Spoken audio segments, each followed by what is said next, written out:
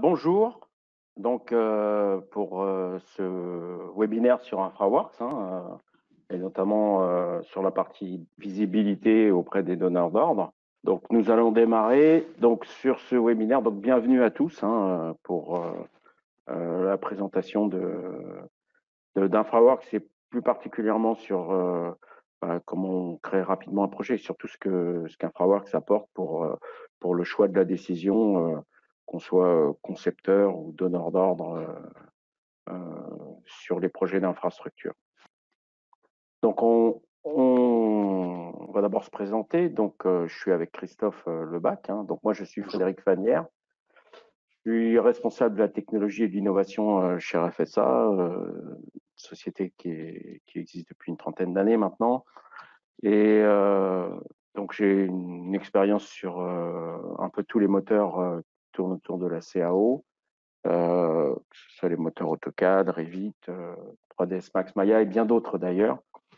Et également sur la visualisation, le motion design, que ce soit avec les moteurs Autodesk ou les moteurs extérieurs comme VRR, RL, Corona et bien d'autres. Et donc là, je suis accompagné de Christophe Lebac, donc je passe la parole. Bonjour tout le monde. Moi, je suis ingénieur d'application au sein de la société RFSA depuis 3 ans, presque 3 ans maintenant.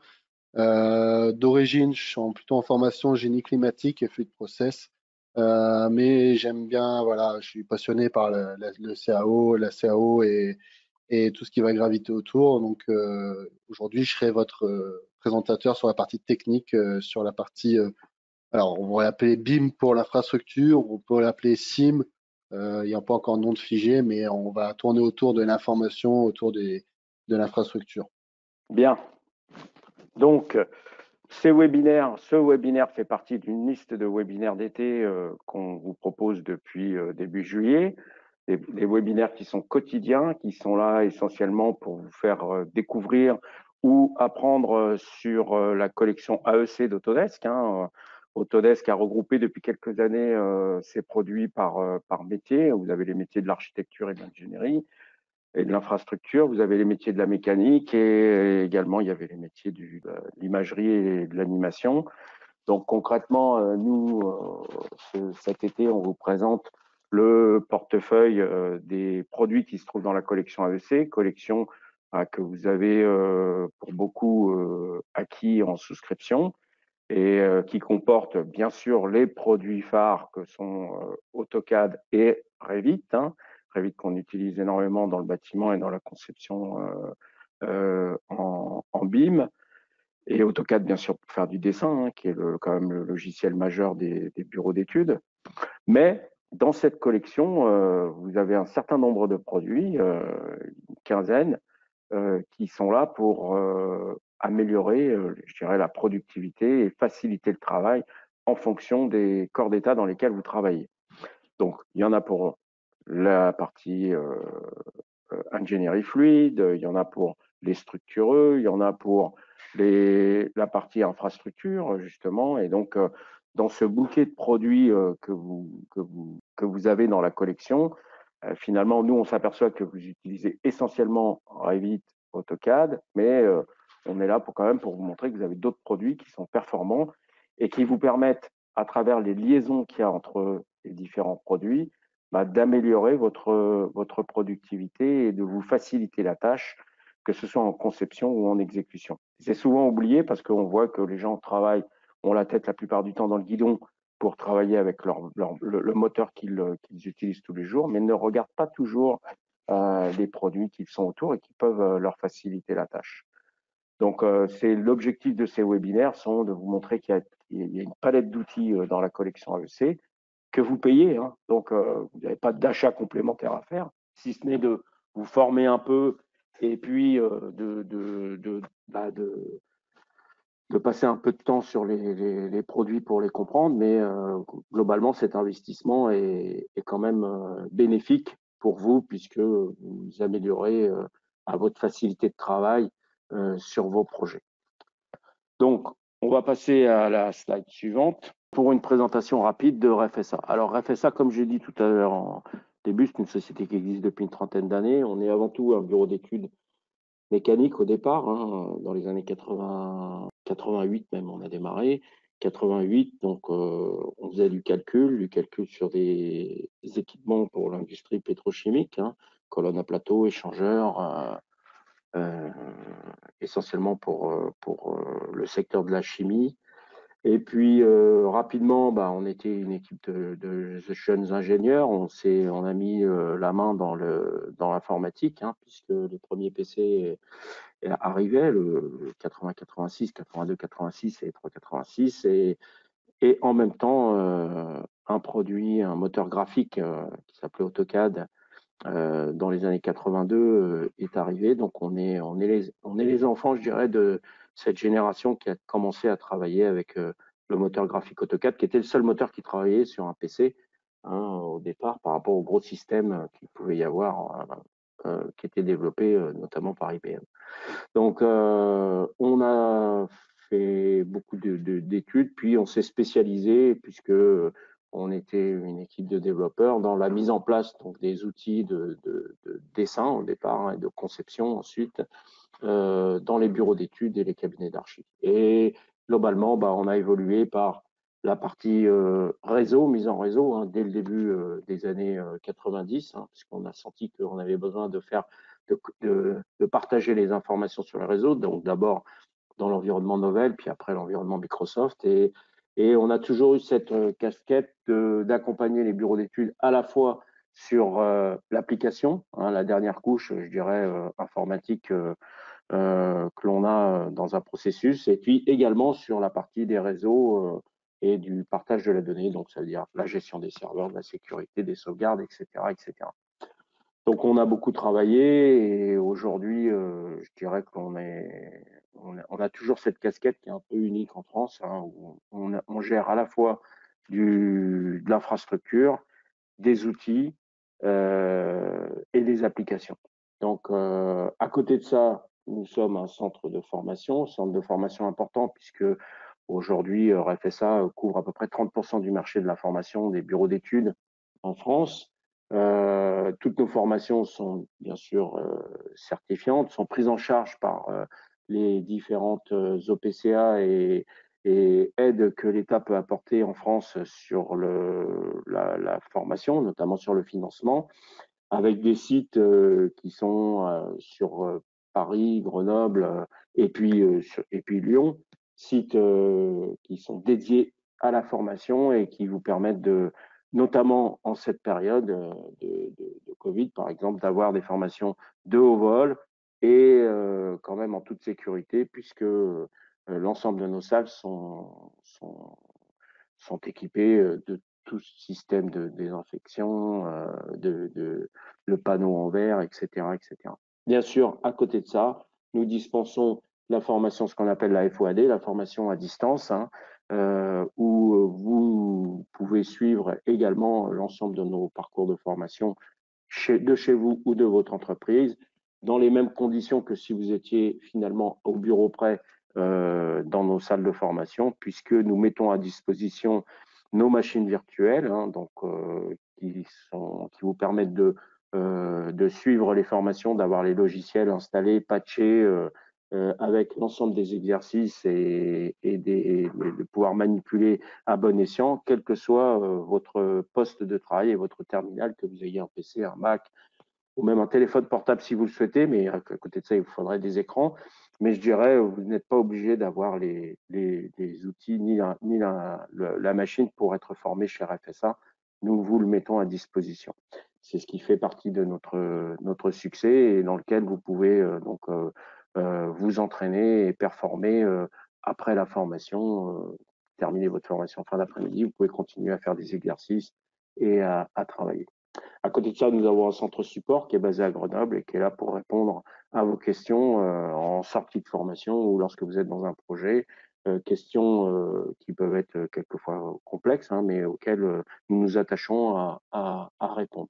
Sachez quand même que l'équipe aurait fait ça sur les applications, hein, je prends uniquement les applications, c'est 12 personnes aujourd'hui, c'est plus de 100 ans d'expérience cumulée sur le BIM, hein, si je prends l'ensemble du temps, des temps d'expérience de chacun des ingénieurs d'application et des architectes. Donc, on est une équipe relativement au point, je dirais, et solide pour vous accompagner dans vos projets. Donc, voilà pour la présentation de RFSA. Donc, l'agenda aujourd'hui, ça va être d'abord la présentation d'InfraWorks que fait le situer un peu dans le giron de la collection AEC. Ensuite, on va vous faire une démonstration et mon ami Christophe a beaucoup travaillé pour vous montrer quelque chose d'intéressant dans InfraWorks. Et puis, on terminera par des questions-réponses. Hein. N'hésitez pas, vous avez une zone dans votre interface qui vous permettent de poser les questions et on tâchera d'y répondre le mieux du monde. Donc voilà pour la partie agenda. Donc on va commencer par la présentation d'InfraWorks. Donc, commençons. Déjà, InfraWorks et la concurrence. Comment positionner ce produit et est-ce qu'il y a quelqu'un en face pour répondre à la concurrence directement de ce logiciel? Donc, non, effectivement, c'est un marché, on va dire que Autodesk est seul sur cette partie. Savoir que d'abord, le produit InfraWorks, c'est pour ça que c'est le sujet aujourd'hui, hein, fait partie de la collection AEC, donc architecture, ingénierie et construction. Et le coût de cette collection, c'est environ 3 260 € par an pour la collection qui réunit une vingtaine, voire même 25 logiciels. Et donc, aucune solution similaire qui est en face, finalement. Donc, InfraWorks, comment le positionner? Pour qui? Donc, InfraWorks, c'est vraiment pour toutes les entreprises dans le secteur du génie civil et aussi pour les bureaux d'études en infrastructure ou les BE qui souhaitent intégrer leur conception dans un environnement similaire à la réalité. C'est sur ce point qu'on va insister dans ce webinaire, c'est que InfraWorks n'est pas un logiciel qui est vraiment complexe comme Revit où il y a vraiment beaucoup de paramétrage, il y a beaucoup de choses à gérer en amont avant de tirer le premier trait. InfraWorks, on est vraiment là sur un logiciel qui est ludique, qui est convivial, qui est facile d'accès. Donc, si demain, moi, j'ai un architecte qui me dit, moi, j'aimerais bien implanter ma conception dans un milieu qui ressemble au milieu réel, je lui conseillerais en tout cas InfraWorks pour implanter son projet. InfraWorks, quand l'utiliser dans ce workflow? Donc, pour le logiciel InfraWorks, on va parler de logiciel préliminaire. C'est vraiment un logiciel qui est au début de votre réflexion, qui va vous aider à voir le contexte du projet, etc. Mais aussi, il peut venir suivre l'évolution de votre projet. Il est de plus en plus interopérable avec Civil 3D, donc on va pouvoir tirer les informations du logiciel InfraWorks, venir les modifier dans Civil 3D, améliorer la conception pour aller jusqu'en exécution, mais on peut aussi rebalancer notre travail effectué dans Civil 3D dans InfraWorks pour avoir un visuel 3D qui est agréable, qui va parler aux décideurs, aux donneurs d'ordre, mais aussi aux clients finaux. Hein, pour montrer le projet, l'évolution du projet dans son contexte. Donc, on a le contexte 3D réaliste du site, l'intégration forte du SIG, les propositions techniques, le mode objet, les variantes qu'on verra tout à l'heure, et l'analyse, les communications, la visualisation. Comment positionner InfraWorks dans mon environnement? Donc, InfraWorks, lui, il va vraiment venir en surplus pour ramener une valeur ajoutée, mais on peut très bien venir tirer le modèle 3D d'InfraWorks pour le mettre dans Navisworks. Pour le mettre dans Navisworks, pourquoi? Pour créer une synthèse sur les bâtiments et l'infrastructure, et aussi pour le faire un planning 4D, 5D, pour associer la planification à votre modèle 3D comme on a vu dans le webinaire précédent sur Navisworks, ou rajouter donc le 5D, la notion de coût qui est liée au planning, pour voir l'évolution des coûts. Si jamais j'ai un retard sur mon planning, qu'est-ce que ça va pouvoir engendrer? Je vais pouvoir avoir une analyse un peu plus fine de ces coûts. Mais aussi, c'est un logiciel qui est à la base est fait pour BIM 360 pour travailler dans le cloud. Donc, Autodesk vont modifier un peu légèrement leur offre ou ils vont offrir une possibilité de travailler en local comme de travailler dans le cloud.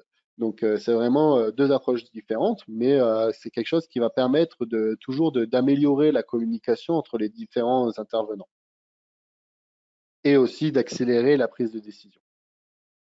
Donc, les principales fonctionnalités du logiciel, on a un design conceptuel, on va avoir une modélisation du contexte, on va avoir l'analyse et une simulation, et la visualisation. Donc, si on décortique un peu ces chapitres, dans le design conceptuel, je vais avoir des routes intelligentes, on appelle des routes à composants dans le logiciel.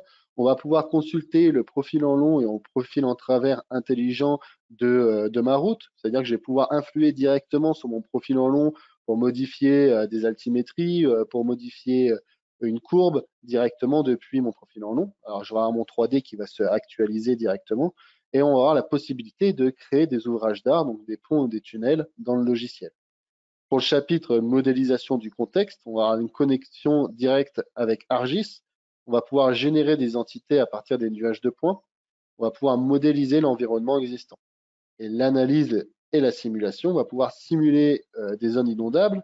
On va pouvoir simuler le trafic routier, la simulation de mobilité, les quantités de matériel. Une fonction qui est très intéressante, c'est quand on fait nos déblais remblais, on va pouvoir voir combien de surface, combien de matière je vais pouvoir extraire de ma zone, ou alors combien de matière je vais devoir rajouter à mon MNT pour qu'il soit correct. Et la partie visualisation, donc nous avons un visuel qui est en photoréaliste et on va pouvoir créer une storyboard. Donc une storyboard, ça va être une visite virtuelle dans le modèle avec des animations.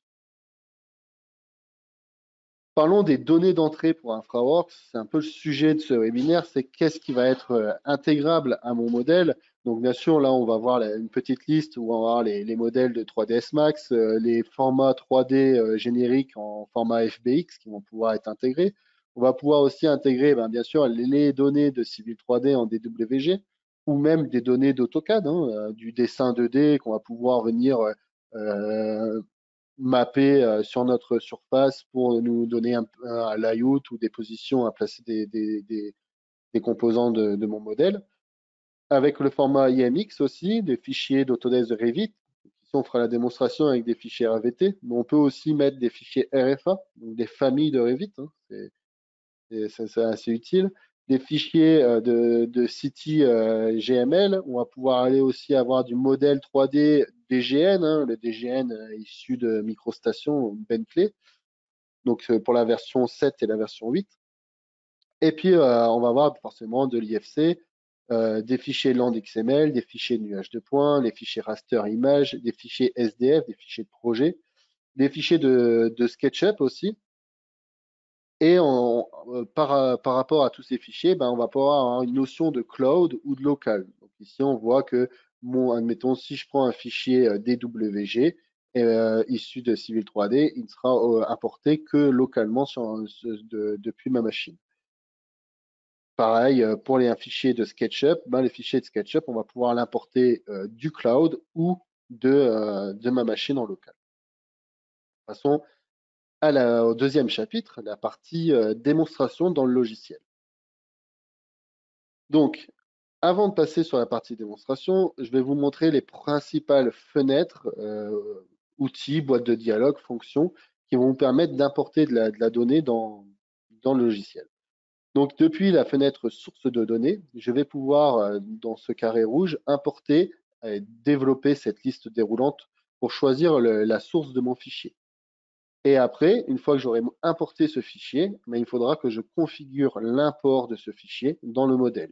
Donc, c'est ici où je vais pouvoir, si j'ai géoréférencé mon modèle, admettons depuis Revit, implanter les coordonnées de ce modèle, où je vais pouvoir aussi avoir un petit aperçu 3D de ce modèle avant de l'importer. Il est aussi possible de placer en interactif ce modèle, c'est-à-dire vraiment avec la souris à l'œil, on va dire, sur ma surface topographique. On va commencer la vidéo. Donc ici, pour la démonstration du modèle, donc j'ai pris une petite maison, quelque chose d'assez simple.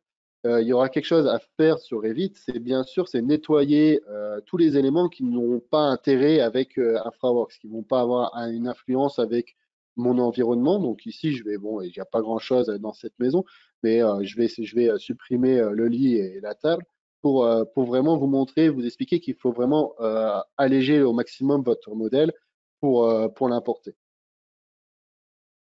Ça se comportera mieux dans InfraWorks.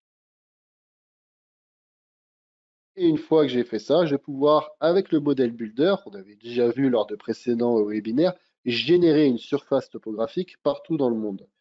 Donc ça, c'est une fonctionnalité qui est assez intéressante parce que, comme on l'a dit précédemment, c'est un logiciel qui est en étude préliminaire, hein, on appelle la préconceptualisation.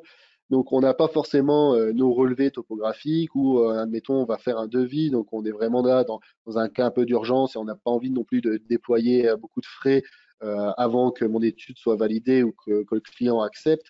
Donc, on va rapidement avoir une surface topographique assez précise quand même en X, Y, Z et avec un petit delta en Y sur l'élévation, non, en Z, pardon, sur l'élévation.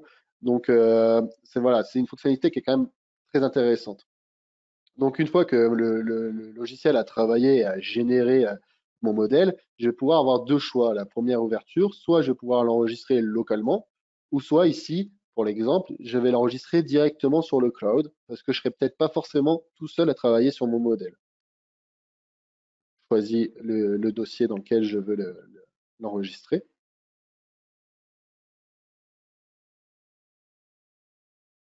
Après quelques minutes, voilà, je récupère ma surface topographique dont j'ai fait la requête. Donc ici, vous êtes dans un petit village, hein, là où on se situe, dans le Vercors. Et on va implanter notre modèle Revit. Mais avant ça, il faut créer une proposition. Alors à quoi ça sert les propositions? Ça se crée vos variantes. Généralement, la première proposition master, on va la garder parce que c'est votre fichier sans modification. Si vous voulez revenir au fichier de base pour, je sais pas, modifier quelque chose ou rajouter des objets, eh ben, vous avez toujours la possibilité en revenant sur la proposition master pour votre étude. Donc ici, j'ai créé ma première proposition et je vais vouloir intégrer ce fichier. Donc c'est un fichier Revit, mais ça aurait pu être un fichier Civil 3D ou un DGN issu de MicroStation. Donc pour ça, on va avoir un peu à l'instar de Navisworks, créer vos points de vue. Ici, on appelle ça des signés dans le logiciel. Donc je vais pouvoir nommer mon signé, j'ai créé mon premier signé, le renommer c'est toujours pareil, hein, ça améliore la visibilité, la navigation dans le modèle. Ça évite qu'en réunion, bah, vous faites tourner la maquette dans tous les sens, vous donnez un peu la nausée à tout le monde. Là, vous allez anticiper ça et créer vos points de vue dans le modèle. Après, je vais cliquer sur l'onglet sur la fonction source de données pour afficher la fenêtre du même nom. Et puis, je vais venir importer ce fichier. Mais je vais l'importer dans le premier cas via le cloud Autodesk. Donc, le fichier va partir de ma machine, va passer par le cloud Autodesk, va être traité et après va rebalancer dans mon fichier InfraWorks. Une fois que j'aurai fait ça, bah, il faudra que je configure mon import. Donc ici, je vais pouvoir directement rentrer les coordonnées si je les ai, si mon modèle est géoréférencé dans le fichier natif. Je vais avoir une petite visibilité, voir si mon modèle a été correctement chargé dans le logiciel. Et puis, on va pouvoir aussi le placer en interactif. Donc pour la première présentation, je vous passerai en interactif ce fichier. Donc je vais pouvoir le positionner avec la précision que le logiciel a. Hein. Alors c'est vraiment un peu le point noir de ce logiciel. C'est vrai que la précision n'est pas comme un Civil 3D, mais Autodesk a répondu à cette problématique en créant vraiment une grosse interopérabilité entre ces deux logiciels.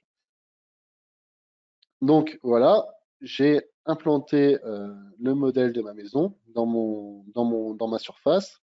Et puis ben, tout ce qui va rester à faire, c'est gérer toute la topographie autour de ce modèle. Donc je vais me recréer un autre point de vue numéro 2. Et maintenant, je vais me créer une autre proposition parce que je vais vous montrer comment charger un modèle sans passer par le cloud. Si vous ne souhaitez pas utiliser Internet pour vos échanges de fichiers et vous préférez travailler en local, je vais vous montrer que sur InfraWorks, c'est totalement possible. Donc pour ça, je vais me placer, hop, je vais supprimer mon bâtiment dans ma proposition 2. Très bien, proposition 1, il a toujours gardé. Et je vais me replacer dans la proposition numéro 2 et je vais venir modifier donc importer des données, je vais cocher cette petite case qui va me permettre d'utiliser le moteur graphique de Navisworks. Il faut bien sûr que le logiciel soit installé sur la même machine pour importer ce modèle.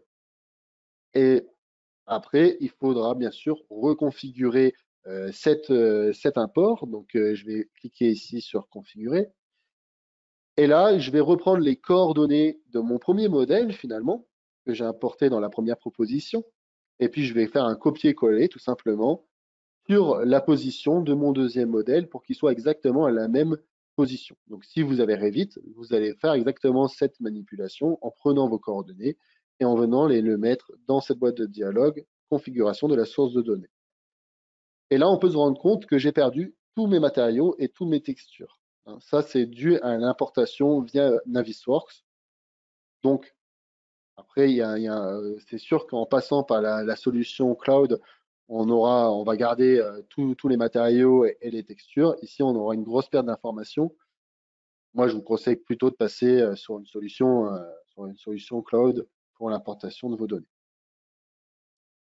Donc ici, on va créer un talus pour habiller un peu notre modèle, pour avoir un peu des cas concrets de ce que je vais devoir faire dans mon projet. La création de talus est vraiment très simple. Il faudra juste cocher une option à l'ouverture du logiciel pour avoir cette fonctionnalité active dans le modèle. Et puis, on va pouvoir jouer rapidement avec en modifiant son altimétrie ou on pourra avoir des points directement pour replacer ces points. On va créer une nouvelle proposition maintenant pour accorder mon bâtiment au chemin qui est à proximité. Donc, on a plusieurs choix. On va avoir deux types de routes. On va avoir une simple route ici. Donc, c'est un tracé de route qui n'est pas intelligent, contrairement au deuxième tracé, route un composant. Donc ici, on va simplement modéliser cette route, mais on n'aura pas d'influence sur les talus qui l'abordent. Donc c'est quelque chose qui a le mérite d'exister, mais que je ne vous conseille pas en tout cas de l'utiliser au quotidien. Par contre, dans la deuxième proposition, donc ici, je vais supprimer ma simple route, puis je vais créer une route à composants. Et là, c'est vraiment une route qui est intelligente. Donc, on va pouvoir influer directement sur les talus en modifiant leur pente, leur longueur, etc. Mais aussi, on va pouvoir rajouter des composants de route pour vraiment constituer une route telle qu'on la connaît, avec un trottoir, des bordures. On peut avoir aussi des garde-corps, des garde-fous, des lampadaires qui vont border cette route. Donc, on va avoir des notions de composants et d'ornements. Et ici, je vais pouvoir aussi simuler une zone de peuplement forestier pour vraiment toujours continuer à habiller mon modèle pour la présentation, pour que ce soit quelque chose de plus présentable et d'un peu plus esthétique, un peu plus joli. Donc, on va pouvoir jouer sur la densité, on va pouvoir jouer sur la hauteur, etc. On va regarder sur la partie visibilité. Dans le logiciel, nativement, on a deux types de visibilité, une vue de conception qui est assez graphique, assez jolie, puis une vue d'ingénierie qui est un peu plus synthétique, où on va avoir des courbes de niveau, etc. Mais surtout, ce qui est vraiment intéressant, c'est qu'on va pouvoir créer notre propre style de vue. Ici, je vais pouvoir ajouter mon style de vue, puis venir jouer avec mes paramètres de luminosité, de contraste, de rendu, si on veut voir le ciel, si on veut voir les arbres de façon synthétique, etc. On va vraiment pouvoir personnaliser notre style de vue pour être le plus confortable, simplement pour la modélisation.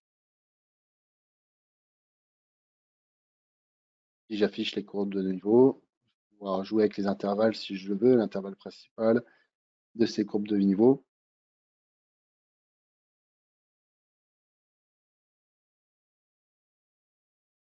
Hop, je vais créer un petit point de vue côté terrasse, me remettre en vue de conception.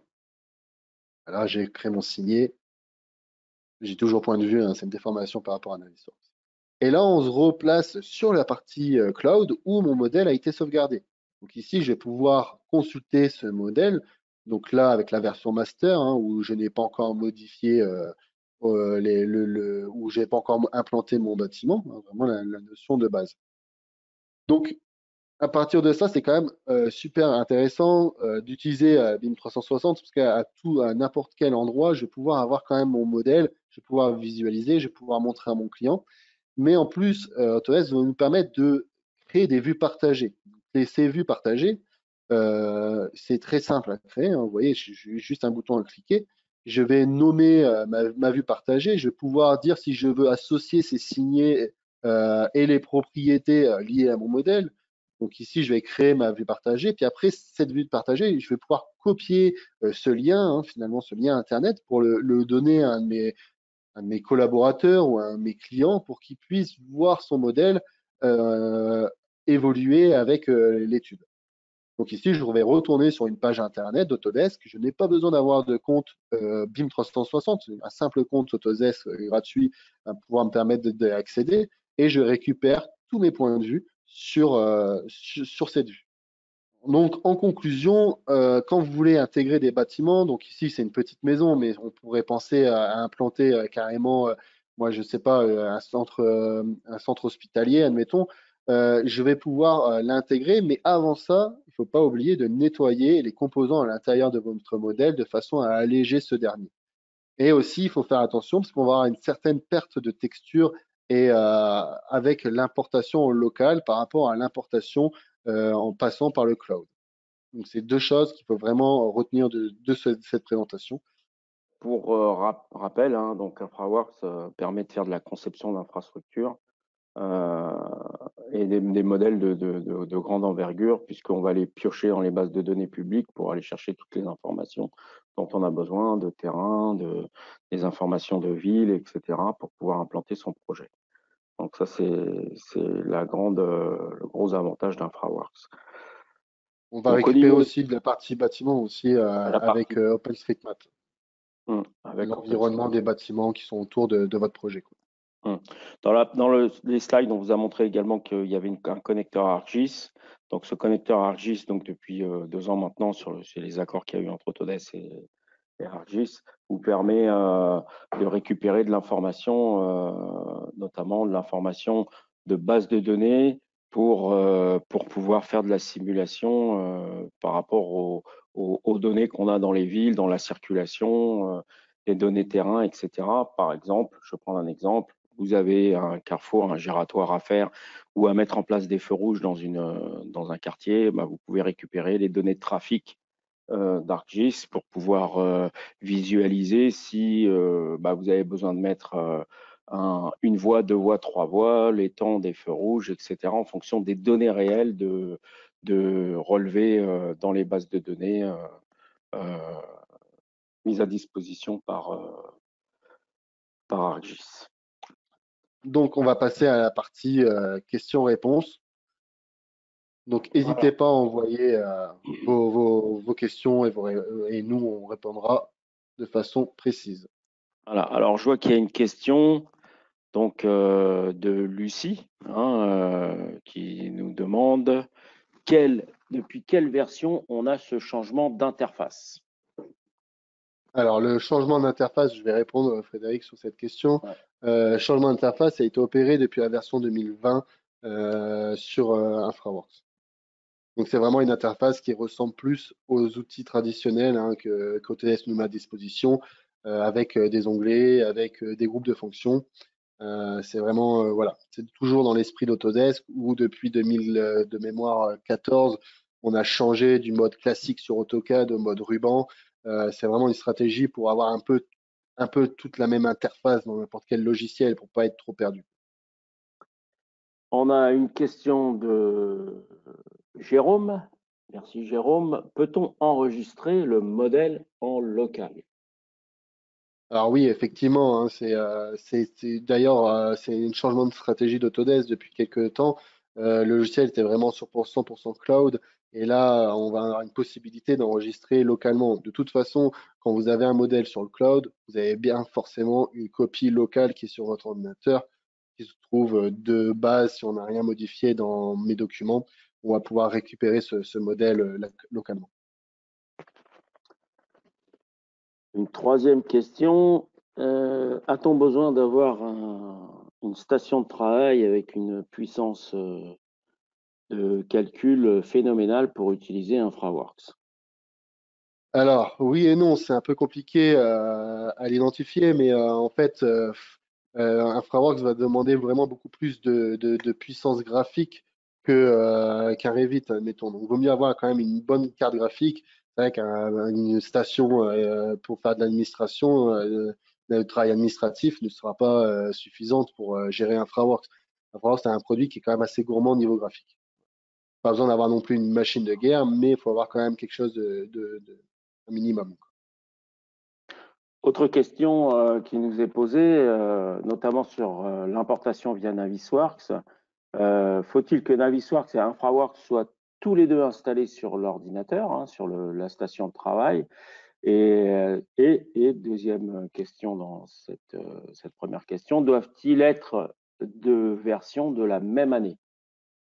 Alors, de base, pour toutes les interopérabilités chez Autodesk, il vaut mieux travailler toujours dans la même année. Des fois, on va peut-être avoir certaines manipulations qui vont pouvoir faire fonctionner d'une année différente à une autre par rapport à notre logiciel. Moi, je vous conseille toujours de travailler tout le temps dans la même année. Et oui, effectivement, il faut avoir Navisworks sur la même machine pour utiliser le moteur graphique de Navisworks. Ça, c'est obligatoire d'avoir les deux logiciels installés sur la même machine. Autre question, merci Christophe. Donc, autre question, combien de temps d'apprentissage pour pouvoir faire une petite étude?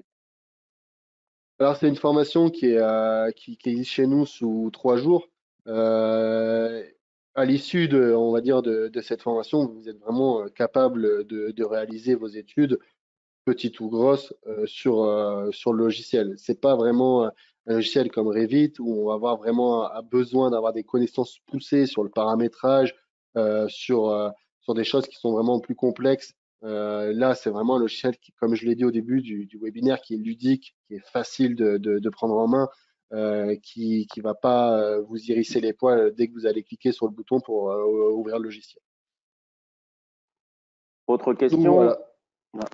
autre question, dernière question, je vois, il y a une, enfin, pas de dernière, je ne sais pas, mais une question. Quand je vais avoir à paramétrer, par exemple, des modèles de route ou des objets dans InfraWorks, est-ce que je peux aller rechercher ces paramétrages dans d'autres produits ou est-ce que je le fais in situ avec les outils d'InfraWorks ou comment ça se passe? Alors, pour les routes, déjà, faut savoir que Autodesk ont mis à disposition des country kits pour la France, mais aussi pour les autres pays. Donc, ce que je vous invite, c'est déjà de télécharger tous les country kits disponibles. Et dans ces country kits, on va avoir des profils en travers pour les routes, typiquement français. Après, si c'est un utilisateur qui a l'habitude de travailler avec Civil 3D, on va pouvoir très bien générer un profil, un projet 3D, un profil en travers depuis Civil 3D pour venir après l'importer dans le logiciel InfraWorks pour pouvoir modéliser, ou alors modéliser directement dans Civil 3D et après utiliser l'interopérabilité pour récupérer cette route dans votre modèle. Donc vraiment, ça ouvre vraiment les perspectives sur ces notions de route, d'infrastructure, même de chemin de fer sur le logiciel, car vraiment l'interopérabilité se renforce de plus en plus entre ces deux logiciels qui communiquent de plus en plus. Bien. Est-ce qu'il y a une autre question? Je ne vois pas de question arriver. Je Donc, tiens juste à rajouter une des nouveautés de l'InfraWorks 2021, c'est qu'il peut tourner sur des postes à haute résolution. Hein, on va pouvoir vraiment pousser le logiciel sur des résolutions maximum pour vraiment avoir un rendu encore graphique le plus développé possible. dernière question, si je vois. Peut-on faire des animations avec InfraWorks? Est-ce qu'on peut enregistrer des fichiers d'animation, des AVI, des MPEG, des choses comme ça? Alors, effectivement, on va pouvoir créer des visites virtuelles, donc ce qu'on peut appeler animation, donc se promener dans le modèle, mais aussi on va pouvoir animer les choses, comme je vous ai montré avec la notion de trafic, de simulation de trafic, de personnes ou de voitures, pour venir vraiment égayer un peu cette animation, cette visite virtuelle avec des éléments qui bougent, comme des éoliennes qui sont animées, etc. Donc oui, on va pouvoir avoir cette notion d'animation dans ce logiciel. On va passer à Le... la partie présentation un peu de nos formations. On va parler un peu de nos parcours de formation. Donc, il faut savoir que chez RFSA, nous avons 10 parcours complets de formation certifiante de 10 à 10 jours. avec 64 programmes de formation. Ça représente environ 2600 pages de cours et d'exercices. Hein, ce sont des modules de 1 à 3 jours généralement, et en présentiel ou à distance. Hein. Comme on vous l'a dit au début de la formation, on développe énormément la partie de téléformation, on peut appeler un peu comme ça, pour vraiment avoir la formation directement chez vous ou en entreprise. Donc, ce qui limite les contacts. Hein, cette période, c'est quand même assez intéressant. Et en plus, vous allez pouvoir bénéficier vraiment d'une machine virtuelle. Donc, qu'est-ce que c'est une machine virtuelle? C'est un poste qui émule un bureau de travail à distance. Donc, ça veut dire qu'avec le petit PC de bureautique que vous avez chez vous, vous allez pouvoir accéder à cet espace où on a pas mal de produits installés sur nos machines pour poursuivre vraiment l'entraînement à l'issue de la formation pour vous aguerrir aux exercices. Et moi, j'invite toujours mes stagiaires à refaire les exercices parce que vraiment, on va apprendre les automatismes et c'est vraiment intéressant de développer ces automatismes en formation que plutôt en arrivant devant le projet et en disant oui, je sais plus où cliquer exactement pour faire un escalier. Et on a donc ça fait partie du kit de formation avec les livrets de cours. Hein. Vous avez un ou plusieurs livrets de cours associés avec des livres d'exercices pour pratiquer et un accès freemium au support. Donc nous, on est une équipe de 12 personnes qui sont en votre service pour vous apprendre, vous accompagner dans la transformation vers le BIM ou le perfectionnement dans certaines disciplines. Prochain webinaire, ça sera sur le sujet de Civil 3D. Donc l'interface et la gestion des relevés de points topographiques qui aura lieu vendredi 31, c'est-à-dire demain. Suite à ça, nous aurons une série de webinaires pour attaquer le mois et puis finir le mois d'août. Hein. Voilà, donc on vous remercie de votre présence. Hein. Bien sûr, le CPF hein, pour les formations aussi, hein, vous pouvez prendre en charge vos formations par le CPF sans problème. Hein, Avec l'application qui est sortie d'ailleurs il n'y a pas longtemps, ouais, on va aller prendre directement votre formation. Bien, bah, on vous remercie tous les deux d'avoir été présents à ce webinaire. Vous pouvez bien sûr le revoir si vous avez besoin en allant chercher sur le site de RFSA hein, pour pouvoir le visualiser. Et n'hésitez pas à revenir vers nous. Hein, vous avez nos coordonnées, le site web, le numéro de téléphone. Si vous avez des questions sur ce produit InfoWars ou sur la collection AEC ou sur tout problème de workflow, de conception, je dirais, en tant que bureau d'études ou cabinet d'archi. Voilà, bah, écoutez, moi, personnellement, je vous remercie. Moi aussi, je vous remercie. Et puis, bah, on vous souhaite un bon appétit et bah, à demain peut-être. À Oui, demain. à bientôt. Au revoir. Au revoir.